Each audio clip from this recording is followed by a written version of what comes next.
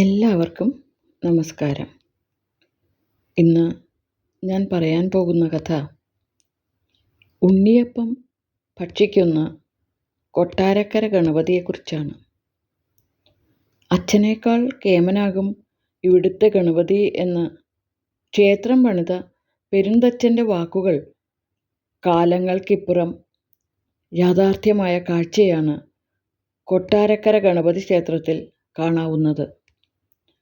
കൊട്ടാരക്കര ഗണപതി ക്ഷേത്രത്തിലെ പ്രധാന പ്രതിഷ്ഠ കിഴക്കോട്ട് ദർശനമായ ശാന്തസ്വരൂപനായ മഹാദേവനും പടിഞ്ഞാറോട്ട് ദർശനമായി പാർവതീദേവിയുമാണ്.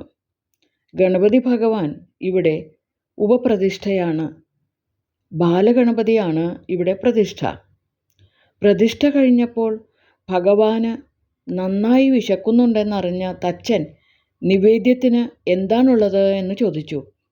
മഹാദേവന് നിവേദിക്കാൻ ഉണ്ടാക്കിയ കൂട്ടപ്പമാണ് ഉള്ളതെന്ന് നമ്പൂതിരി പറഞ്ഞു.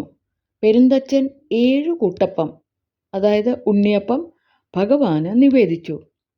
പെരുന്തച്ചൻ പോയ ശേഷം ഗണപതിക്ക് വിശക്കുന്നതായി അറിഞ്ഞ് നമ്പൂതിരി വീണ്ടും കൂട്ടപ്പം നിവേദിച്ചു കൊണ്ടിരുന്നു.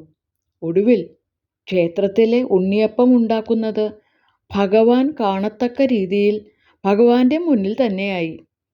ഉണ്ടാക്കുന്ന ഉണ്ണിയപ്പം ഗണപതി ഇടയ്ക്കിടെ ഭക്ഷിച്ചുകൊണ്ടിരുന്നു.